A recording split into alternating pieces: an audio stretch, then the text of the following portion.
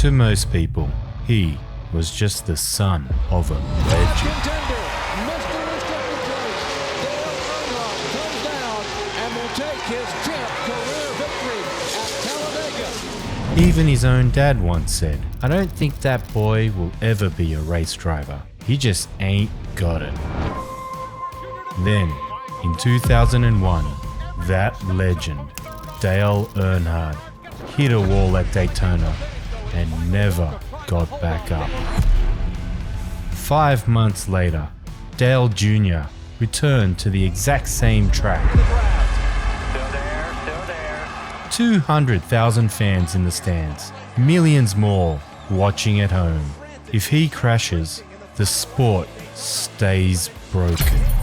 But if he wins, he silences every doubter in the stands, the voice in his own head, and turns the biggest shadow in NASCAR into his own personal freaking spotlight. Dale Earnhardt Jr. using lessons learned from his father to go from 6th to 1st and score the victory in the Pepsi 400. And that right there would be the biggest prize of all, because Dale Jr. kinda grew up invisible to his own father. Yeah, that was Dale Jr.'s childhood in a nutshell. Most kids in the US were tossing footballs with their old man, but Junior's sitting there like, "Hey Dad, remember me? Your actual son?" Naturally, the guy who'd become NASCAR's biggest legend couldn't even show up to his kid's high school graduation. Hunting trips? Family vacations? Forget about it. Those required actual father-son bonding. Dale Earnhardt was too busy becoming a legend on the track, which left a desperate kid with only one option when racing is the only language his dad speaks. So, Junior grabs a helmet and starts turning left, praying that maybe, just maybe, Dad might actually look his way for once. But this isn't Bronny James riding the bench in the NBA, because LeBron wrote the check. Junior was pretty solid himself, winning back-to-back Busch Series championships in 98 and 99, like it was his day job. Then he jumps to Cup racing and breaks his old man's record for fastest first win.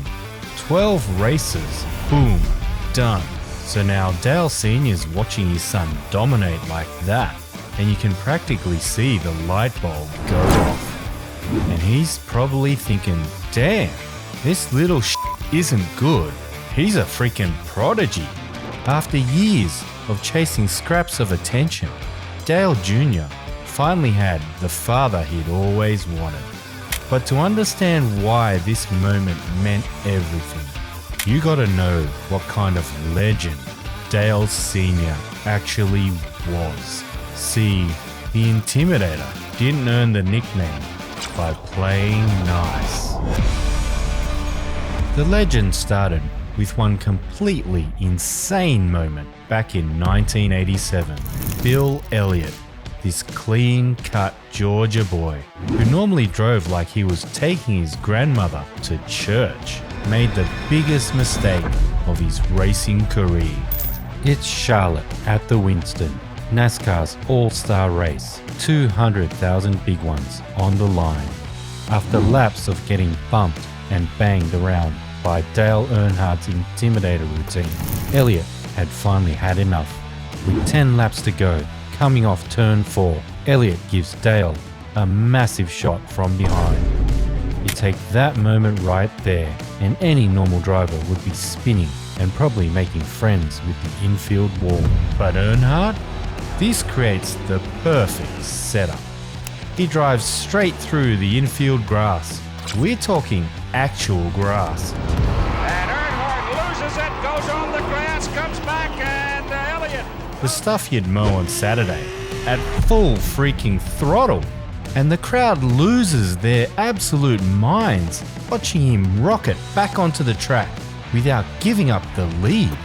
I mean, this could have easily turned into a race-ending disaster. But instead, it became one of the most badass highlights in NASCAR history. That's the perfect example of why he's called the Intimidator, because he just doesn't give a f. And the very next year, he ditched that blue and yellow ride for NASCAR's version of Darth Vader's ride, which, let's be honest, fit his whole persona to perfection. By 2001, the guy could pack any grandstand simply by rolling up to the track. That's the Dale Earnhardt his son inherited. The dude who turned disasters into legend, who made impossible moves look like nothing, and that never back down attitude, Junior was about to need every ounce of it, because February 18, 2001 was the day that NASCAR changed forever. It's Daytona 2001, father and son finally racing as teammates. And holy crap, this looked like NASCAR's perfect moment. Dale Earnhardt Inc. is about to pull off the ultimate fairy tale. You've got Michael Waltrip leading his very first Cup race, Dale Jr. cruising in second, and the Intimidator himself playing the perfect bodyguard in third. We're talking about the holy grail here, a team sweep at NASCAR's Super Bowl. With half a mile left, Dale Sr.'s doing his signature move, being a straight up human wall, freaking Terry Tate on 4 wheels. Then Sterling Marlin gets up alongside Dale's left rear and contact. There's a split second where everyone in the stands has the same reaction. Then Dale's car starts sliding up the track, clips that inside edge, and suddenly it's spinning clockwise. Ken Schrader's right behind them and absolutely nowhere to go, so the hit sends the legendary black number 3 straight into the concrete wall. And the sound? Man, that thud echoed through every single soul in that speedway.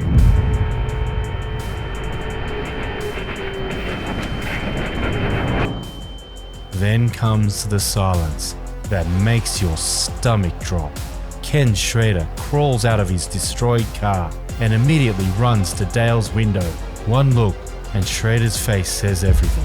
He knows, but he can't even form the words. At 5:16 p.m, NASCAR President Mike Helton walks up to the microphone and destroys millions of people. After the accident and turn 4 at the end of the Daytona 500, we've lost Dale Earnhardt.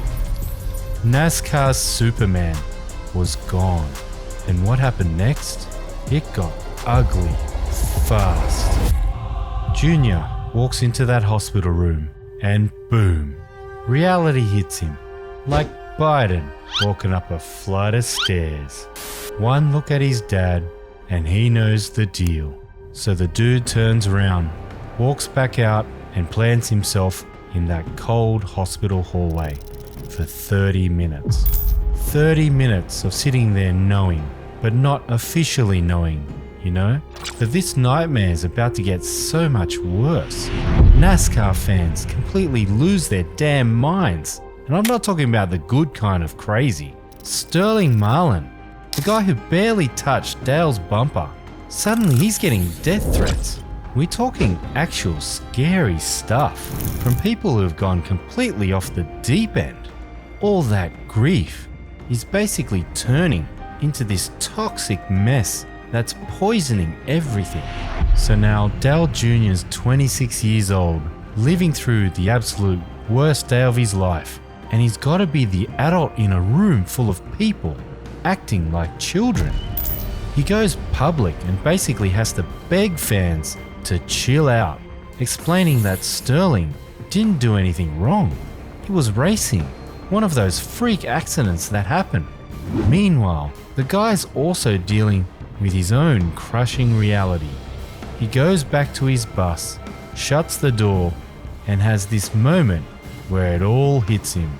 He's gonna have to do this by himself for the rest of his life. Every race, every interview, every time he climbs behind the wheel, people are going to be watching to see if he's worthy of that last name. But NASCAR waits for nobody, and the show must go on. The season rolls forward. Rockingham, Las Vegas, Atlanta, race after race, where Junior's trying to figure out how to be a driver and a grieving son at the same time. Then, looming in the distance, like some kind of cosmic test, there's July 7th. The first time NASCAR's coming back to Daytona since the crash. The same track where his dad died is calling them back. And Junior knows that when they return, it's not going to be just another race. It's going to be the moment where either the sport heals or the wounds gets ripped wide open all over again. And this date? Man, the universe had some serious tricks up its sleeve that nobody could have predicted. 5 months after losing NASCAR's Superman, Daytona is calling again. And to be honest, the sport's still bleeding. Attendance is down. Sponsors are nervous. And every time a car so much as taps the wall, you can feel 180,000 people hold their breath like they're watching a horror movie. NASCAR needs a miracle, and they need it fast.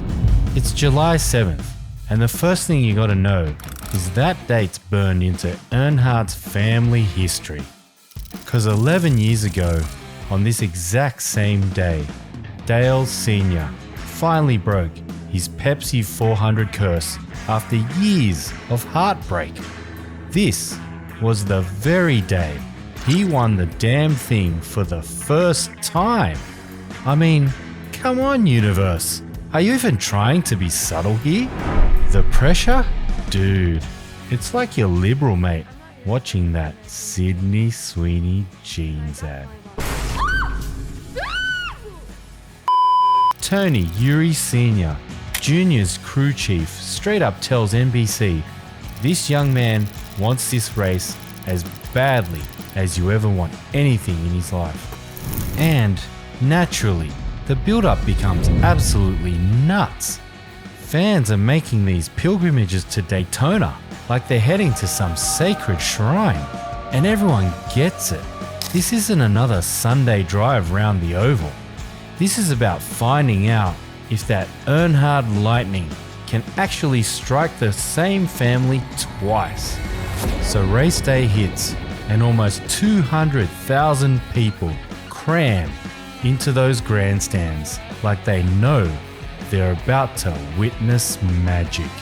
The green flag's about to wave, and NASCAR's entire future might just depend on what happens in the next 400 miles. The green flag drops, and Junior immediately flips the switch to full-on Earnhardt beast mode. He grabs the lead on lap 27, and suddenly everyone else looks like they're driving their mum's minivan to the grocery store. For most of the night, Junior's basically untouchable, like he's got some kind of force field around his car. Nobody, and I mean nobody, passes this dude on track. Junior's leading a pack of 4 cars that opens up a 3-second gap from the other 39 racers strung out behind him. Then boom, with 11 laps left, the caution flag flies and everything goes sideways. Junior restarts in 6th place, and suddenly there are 6 cars between him and victory. 11 laps on the clock, and the whole crowd holding their breath like they're watching a show or the plot in VR. But this is a whole different kind of climax. This is it, the moment where legends are made or dreams get crushed into tiny pieces. Junior starts slicing through that field, pulling moves that would make his old man grin from ear to ear, finding gaps that basically don't exist. And then NBC's Alan Bestwick delivers the call that still gives people chills. Final lap of the Pepsi 400. Michael Waltrip in second, but it's going to be Dale Earnhardt Jr. using lessons learned from his father to go from 6th to 1st and score the victory in the Pepsi 400. Junior takes that checkered flag and immediately does something that will give you goosebumps. He spins into the infield grass, throwing victory donuts exactly like his old man used to. Same track, same celebration, same Earnhardt magic running through his veins. It's like watching a ghost and his son share the same moment across time. Then Michael Waltrip pulls up alongside him in that grass. And dude, this hits you right in the feelings. This is the same teammate who won the race where Dale Sr. died. Now getting to celebrate with the son who pulled off NASCAR's most emotional victory ever. It's like the universe decided to write the perfect ending. And 25 million people are glued to their TVs watching it unfold. You can literally feel the emotion blasting through the screen. Fans are bawling their eyes out, high-fiving complete strangers, hugging people they've never met. This is an entire sport finally letting out the breath that it's been holding for 5 brutal months. When some reporter asked Junior what he said when he looked up at the sky after crossing that finish line, his answer destroys everyone in the best possible way.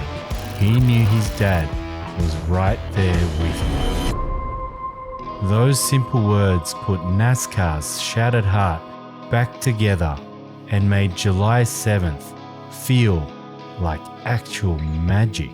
But here's the thing, Dale Sr.'s death kicked off something way bigger than this fairy tale ending. We're talking about a complete safety revolution that would save countless lives. But here's the tragic thing. Just weeks before Dale Sr. died, NASCAR throws this safety meeting about a revolutionary gadget called the Hans device, head and neck support system. That day, 29 drivers show up to learn how this thing could literally save their lives. Guess who's the only guy who doesn't bother? Yep, Dale freaking Earnhardt. Why? Because the Intimidator had already made up his stubborn mind. He took one look at that Hans device and said, "That damn noose? No thanks." This is the same maniac who'd punt you into a wall without losing a second of sleep. But a safety device designed to keep his head from snapping off his neck? Apparently that's where the line was drawn. The sad thing is, it could have saved his life. The basilar skull fracture that wiped him at Daytona. Well, the Hans device prevents exactly that kind of injury. But man, his death flipped everything upside down fast. Hans devices became mandatory 8 months later. Safer barriers got slapped on every single track. The car of tomorrow got completely redesigned around keeping drivers alive. The result? 0 fatalities in NASCAR's top series since then. Not one. That menacing black number 3 that used to terrify every driver in their mirrors? In a way, it's like this protective ghost watching over the entire sport. You could say that Dale Sr.'s greatest victory wasn't any of his 76 wins or 7 championships. It was accidentally becoming the guardian angel who saved every driver who came after him. But speaking of drivers who left a legendary mark on the sport, wait until you hear about this guy right here. Check out this video next, and I'll see you there.